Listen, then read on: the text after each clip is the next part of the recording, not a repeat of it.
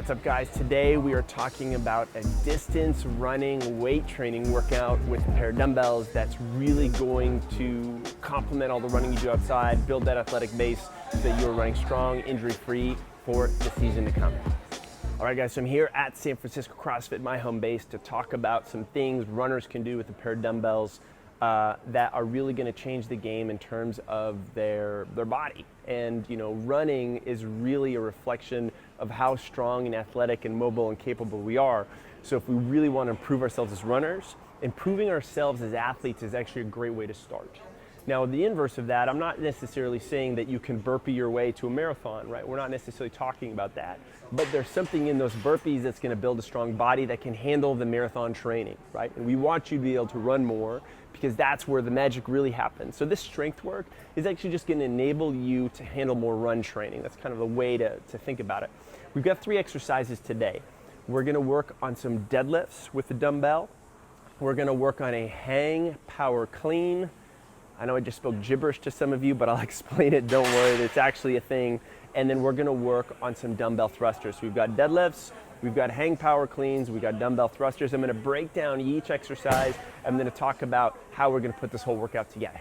All right, deadlifts are first on the list. I love these things. They're just so good for giving runners really what they lack, which in a lot of respects is kind of connection and coordination through this whole trunk, this midline, and a little bit stronger posterior chain, which is a geeked out way of saying everything behind our calves, our hamstrings, our glutes, and our back. Now, a deadlift is actually just a formalized version of picking up something off the ground. So really what we're talking about is, hey, how do I pick up something off the ground in a good position that's mechanically optimal? And what I mean by mechanically optimal is that you're not going to tweak your back. An example of not mechanically optimal is, coming in with a cell phone in your ear and a grocery bag and bending over in some awkward way to pick up something off the ground, right? That's the thing we sort of want to avoid. So I've got my dumbbells on the ground, but I'm not going to touch them yet because I'm just going to go through a few phases first with this deadlift. The first thing I'm going to start is just an imaginary deadlift. My hands, the dumbbells are eventually going to be here, but I'm going to put them right on my thighs.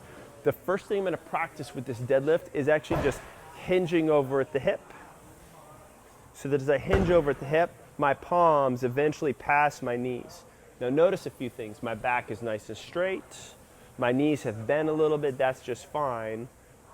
And then I've gone from that hinged over position to standing up. Now notice there's a difference between me bending at the back. I'm not necessarily bending at the back because I tend to round. My back's chilling out, it's not doing anything. It's just I'm pushing my hips back and then I'm driving my hips forward. I'm pushing my hips back and I'm driving my knees forward. That's gonna be that first part of this deadlift. Now, once I'm here, I've noticed that when I've pushed my hips back this way, I've loaded my giant hamstrings up like some giant rubber bands. I'm gonna actually drop my butt and bend my knees a little bit if I wanna get a little bit lower. So back is straight, push those hips back. I've loaded up my hamstrings here. My palms have passed my knees, that's important. And then I bend my knees. Well, I'll try to keep my hips up kind of high to get down a little bit lower, and boom, I can all of a sudden grab these dumbbells and stand up tall. Notice what I didn't do. I didn't say, hey guys, today we're gonna deadlift. I'm gonna bend over and grab these guys, right? I've deadlifted myself down into a good position to grab these guys and then stand. So our first set here is actually gonna be 8 deadlifts. And the first part, just if you're very new to deadlifting, I just want you to go to your knees. Here to the knees, back up tall. If that feels good and you also have the mobility, you can start to go a little lower. Go to the knees, drop down so the dumbbells touch. But as soon as you start to feel your low back round or your back round in some way, that's gonna be your end range for the day. So for some of you guys, this is pretty low. So you're gonna go here past the knees and you're gonna notice that your back's gonna wanna round to get there. We wanna avoid that situation. So you're just gonna go as low as you can. And then over weeks, if you can figure out how to get lower with a straighter back, that's the drill. Okay, so up next is our hang power clean. Now this is our first little baby Olympic lift. And this is where things start getting a smidge more technical, but I'll walk you through a couple steps. And hey, what's nice about the deadlift is that the dumbbells is that they're pretty forgiving. So with this hang power clean, what's basically this means is I'm gonna have my imaginary dumbbells in my hand. I'm gonna start just by hinging over, just by a little bit. I'll step back so you can see me all the way.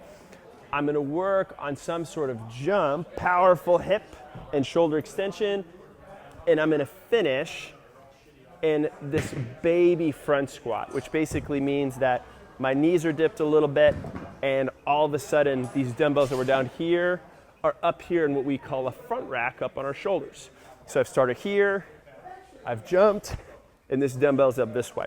The reason why we like the hang power clean is because it teaches us how to be powerful and explosive with our hips, and then actually it's quite a challenge for that midline on those shoulders to hang on for the ride. So that's really what we're going for.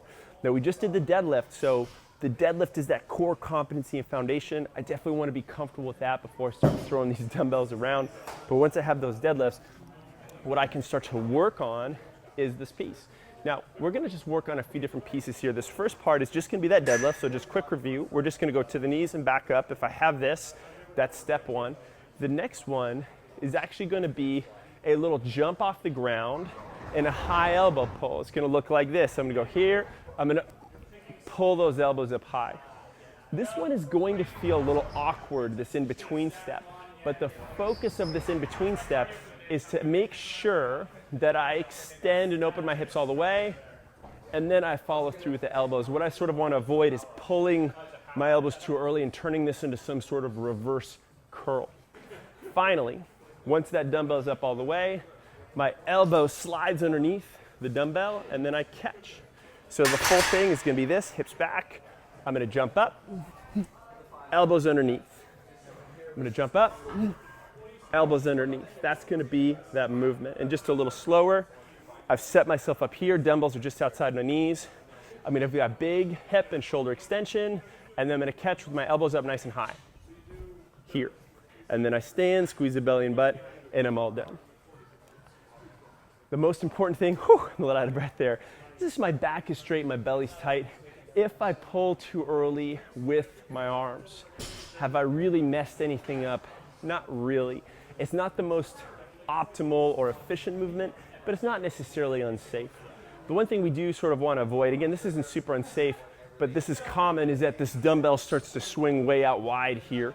So if I'm starting to reverse curl this is not exactly the same thing as this dumbbell going straight up. That's the hang power clean. Whew. All right, the dumbbell thruster.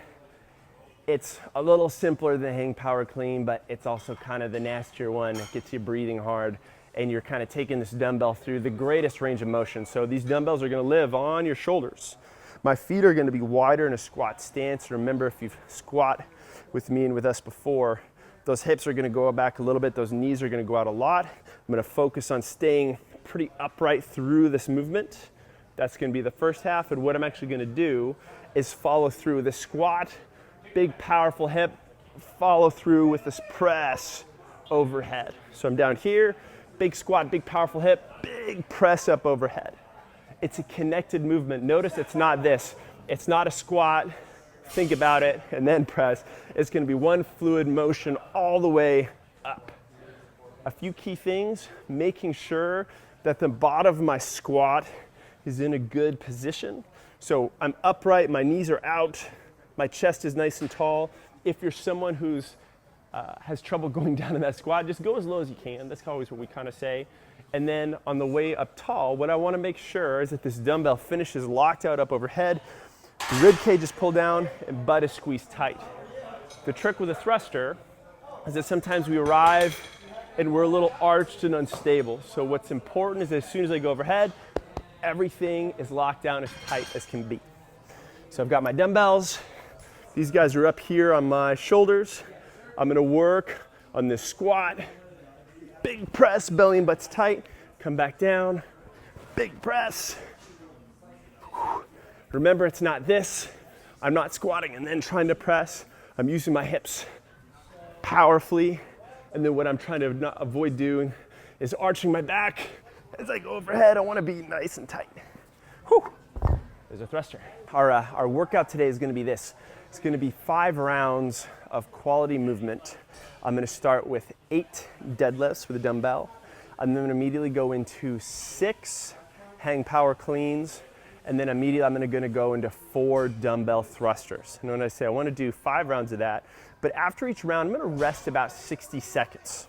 That's gonna allow me to collect myself and before I start the next thing. Now I'm gonna hold on to the dumbbells the whole time. So I'm gonna hit my deadlifts, I'm gonna immediately go into my hang power cleans, and then once these dumbbells are up here, I'm gonna immediately hit my thrusters. So it's gonna be kind of this long superset of movement. If that feels too confusing for you, you can put the dumbbells down in between, separate it out a little bit, that'll be helpful. If you want this to be harder, you can grab heavier weight. You can certainly increase the reps from 8-6-4 to 10-8-6 or 12-10-8 or whatever it is you'd like to do. But you start to add something like this in once a week, you're really gonna build that conditioning base and that engine that's really gonna fuel your running. Guys, one more thing. There's always one more thing. If you like this video, go ahead and let us know. Hit that like button down below. If you have any comments or questions on what we did in terms of the sets of the reps or what weight you should use for those dumbbells, hit us up in the comments. We always love future video requests as well. We take those to heart. If you want more videos around strength training, about running technique, on how to run and improve your 5K or 10K time, really anything, we got something for you on the Run Experience. So definitely subscribe to our channel. It's definitely where it's at.